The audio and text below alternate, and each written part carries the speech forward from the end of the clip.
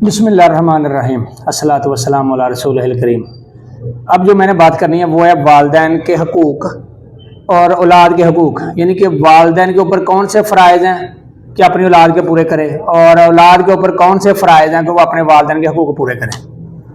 پہلی بات، کیونکہ والدین پہلے آتے ہیں، اولاد تو بعد میں آتی ہے، تو والدین کو کون کون سے ایسے کام ہیں جو کرنے چاہیے اپنی اولاد کے لیے۔ سب سے پہلا کام، والدین کے اوپر جو ہے نا وہ 7 حق رکھتی ہے اولاد، کہ 7 فرائض ہیں والدین کے اوپر کہ وہ پورے کرے اپنی اولاد کے لیے۔ یعنی کہ اولاد کے حقوق کتنے ہیں؟ 7، جو وہ والدین سے طلب کر سکتی ہے، یعنی کہ ان کا والدین کی طرف سے پورا ہونا ضروری ہے۔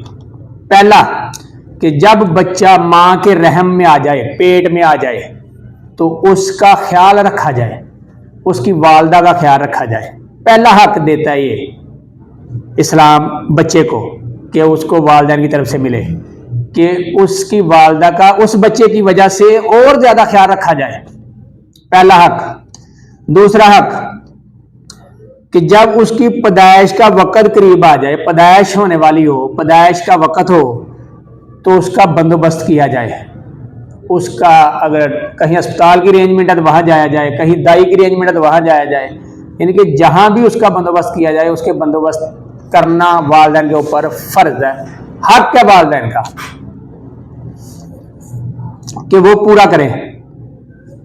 جب وہ اس دنیا میں تشریف آوری ہو جائے، اس کی تشریف لے آئے، تو اس کا ایک پیارا سا اچھا سا اسلامی نام رکھا جائے۔ یہ بھی والدین کے اوپر ایک حق ہے اولاد کا کہ وہ ان کا اچھا نام رکھے۔ چوتھی بات، کہ اس کے دودھ کا، اس کے نان و نفقہ کا خیال رکھے، والد والدہ دونوں۔ پانچویں بات، کہ جب وہ تھوڑا بڑا ہو تو اس کی تعلیم کا بندوبست کیا جائے، اس کو اچھی تعلیم دلوائی جائے، اس کو اچھے سکول میں، اچھا انسٹیٹیوشن میں اپنی پہنچ کے مطابق اس کا اچھا بندوبست کیا جائے اس کی تعلیم کا۔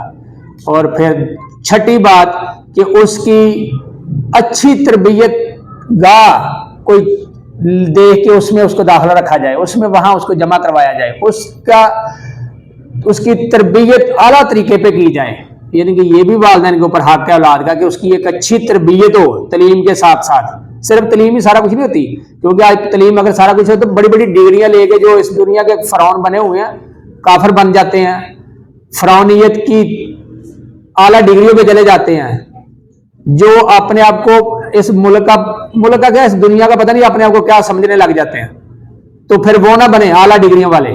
ڈگری جو ہے نا، تعلیم انسان کو تربیت نہیں دیتی، اچھا انسان نہیں بناتی، اچھا انسان کو تربیت بناتی ہے، اور ایک اس کی اچھی تربیت کا بندوبست کیا جائے، یہ بھی والدین کو برحق ہے۔ آخری بات، کہ اس کی ایک اچھی جگہ پہ اس کا رشتہ کیا جائے، اس کی شادی کی جائے۔ جب بھی اس کی شادی کا ٹائم ہے تو ایک اچھی جگہ پہ اس کی شادی کا بندوبست کیا جائے، خاندانی عورت اس کو ڈھونڈ کے دی جائے۔ یہ تھے والدین کے اوپر فرائض کہ وہ پورے کرے اولاد کے لیے۔ اب آتے ہیں کہ اولاد کے اوپر کیا فرائض ہیں جو وہ اپنے والدین کے لیے پورا کرے، کہ ان کی بات کو مانے، ان کا حکم مانے۔ اسی بات کو قرآن کہتا ہے، سورۃ النساء کی 36 نمبر آیت کہتی ہے کہ اپنے ماں باپ سے بلائی کرو، رشتہ داروں سے بھی بلائی کرو، یتیموں سے بھی بلائی کرو،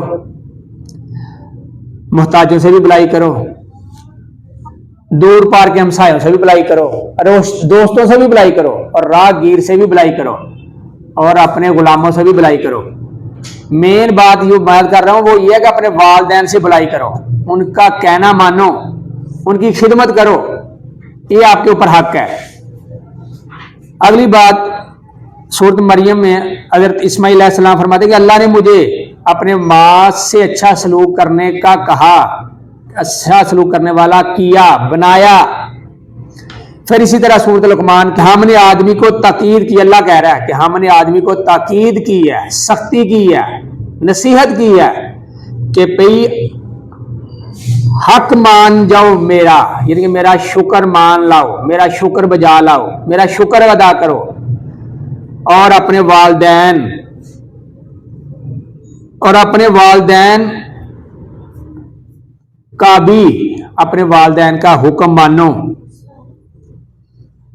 پھر سورت بنی اسرائیل کی 23 اور 24 نمبر آیت میں اللہ تعالیٰ فرماتا ہے کہ تمہارے رب نے حکم فرمایا ہے کہ اس کے سوا کسی کی عبادت نہ کرو، اس کے علاوہ کسی کو نہ پوجو، اور اپنے والدین کے ساتھ اچھا سلوک کرو۔ یہ ہم نارمل نہیں پڑھتے، رب ارحمہما کما ربیانی صغیرا، تو یہ وہی آیت کا ترجمہ چل رہا ہے کہ بھئی اپنے رب سے پھر ان کے لیے دعا مانگو کہ یا اللہ ان کے اوپر رحم فرما، جیسے انہوں نے میرے بچپن پہ میرے پہ رحم فرمایا تھا۔ اور پھر اللہ اسی آیت میں فرماتا ہے کہ اگر وہ تمہارے سامنے بڑھاپے کو آ جائیں، بوڑھے ہو کے آ جائیں، تو ان کے آگے اف بھی مت کہنا، ان دونوں میں سے آ جائیں، دونوں آ جائیں، چاہے دونوں میں سے ایک کوئی بڑھاپے کی نہج پہ آپ کے پاس ہو تو ان کے آگے اف بھی مت کہنا۔ والدین کے اوپر اللہ نے پہلے فرائض شامل کیے تھے کہ پہلے پہ آپ پورے کریں، اس کے بعد اولاد کے اوپر فرائض کیے شامل کہ جناب اب آپ نے ان کا یہ ریٹرن بیک کرنا ہے، اب آپ نے ان کو یہ فیڈ بیک دینا ہے، کیونکہ جب وہ بڑھاپے میں آ جائیں گے تو اب ان کو آپ کی خدمت کی ضرورت ہے، ان کو آپ کی صلہ رحمی کی ضرورت ہے، کیونکہ اب وہ بڑھاپے کی عمر میں، آپ جوان ہیں، جب وہ جوان تھے آپ بچے تھے، آپ کو چلایا کس نے انگلی پکڑ کے، آپ کو سکھایا کس نے، آپ کو پڑھایا کس نے، آپ کا بندوبست، آپ کو جو اعلیٰ جوانی پہ آپ پہنچے ہیں تو اس کے پیچھے والدین کی ایک جوانی لگی ہے یہاں آنے کے لیے، والدین نے اپنی خواہشات کا دم گھوٹا ہے، پھر آ کے آپ جوان ہوئے ہیں، پھر آپ اعلیٰ تعلیم یافتہ ہوئے ہیں، پھر آپ اعلیٰ تربیت یافتہ ہوئے ہیں، پھر آپ اعلیٰ عہدے پہ پہنچے ہیں، تو جب اب وہ بڑھاپے میں آ گئے ہیں، اب ان کو آپ کی ضرورت ہے، تو اب آپ ان کا سہارا بنے، بجائے اس کے کہ آپ ان کو اولڈ ایج ہوم میں بھیج دیں۔ ہم یورپ کے کلچر پہ کیوں چلنے لگ گئے ہیں یار؟ ہماری روایات اسلام کی ہیں کہ والدین کی خدمت میں اللہ کی بلائی ہے، اللہ ان کے لیے آپ صلی اللہ علیہ وسلم فرماتے ہیں کہ جو اپنے والدین کی خدمت کرتا ہے نا، والدین کی دعا جو ہے وہ عرش کو چیر کے رب کے ہاں پہنچ جاتی ہے، رب کے عرش کو ہلا کے رکھ دیتی ہے۔ تو دعائیں لیں والدین سے۔ آج یہ مسلمانوں میں جو کلچر آ گیا نا اولڈ ایج ہوم کا، پلیز یہ یورپ کا کلچر ہے جہاں ماں باپ کا کوئی کنسیپٹ نہیں ہوتا، وہاں پہ بچے ماں باپ کے بغیر پیدا ہوتے ہیں، باپ کے، وہاں پہ تو کنسیپٹ نہیں ہوتا کہاں سے بچے پیدا ہو رہے ہیں۔ ہم مسلمان ہیں تو اللہ نے ہمیں بہت سارے فرائض دیے ہیں جو ہم نے پورے کرنے ہیں، اور انہی فرائض میں سے ہے کہ جب وہ آپ کے پاس بڑھاپے میں آ جائے نا تو ان میں سے اگر ان کے سر پہ کوئی قرض ہے تو قرض اولاد اتارے، بھئی یہ آپ کا فرض ہے، اب یہ آپ کا حق ہے اب والدین کا آپ کے اوپر ادا کریں، کیونکہ انہوں نے بچپن میں آپ کا ایک ایک ادا کیا، آپ 100 مانگتے تھے وہ 200 دیتے تھے، آپ کے اخراجات پورے کرتے تھے اپنی خواہشات کو پیچھے کر کے۔ تو اب اگر وہ بڑھاپے میں آپ کے پاس آ گئے تو پلیز ان کو اف نہ کہیں۔ اللہ ہمیں 5 وقت جب نماز ہم انسان پڑھتا ہے نا تو اس کی ہر دوسری آیت کے بعد یا 4 آیت کے بعد ہم جب سلام پھیرنے پہ جاتے ہیں تو اللہ ہمیں یہی سبق دے رہا ہے سب کو کہ جب ہم جو دعا مانگتے ہیں کہ ربنا اغفر لی، اے اللہ مجھے بخش دے، ولی والدیا، میرے والدین کو بھی بخش دے، وللمؤمنین یوم یقوم الحساب، اور مومنوں کو بھی بخش دے۔ تو والدین ایک بڑی پیاری چیز ہے، ان کی خدمت کریں، ان کی دعائیں انسان کو ککھ سے لکھ بنا دیتی ہیں، یہ پکی بات سمجھ لیں۔ میں آپ کو ایک بات بتاتا ہوں، ایک بندہ مجھے کہتا کہ یار میں 65 سال کا تھا، میرے والد کوئی 85-87 سال کے تھے، بوڑھے تھے، اب پاہج ہو گئے ہوئے تھے، مطلب ان کو اب میں کہیں پہ لے کے جانا تو اپنے کندھوں پہ اٹھا کے لے کے جانا پڑتا تھا۔ تو کہتا میں بڑے خوشی سے ان کی خدمت کر رہا تھا۔ تو ایک دن ایسا آیا، کہتا میں غریبی میں تھا، ایک دن ایسا آیا کہ میں ان کو اٹھانے لگا تو میری کمر نے مجھے نا ذرا تھوڑا جھٹکا دیا، خود بھی تو 65 سال کے تھے نا۔ تو کہتے ہیں میری آنکھوں سے آنسو نکلے، تو میرے بابا کہتے ہیں بیٹا کیا ہوا؟ تو کہتے ہیں بابا بس بوڑھا ہو گیا، اب آپ کا بوجھ اٹھا نہیں سکتا۔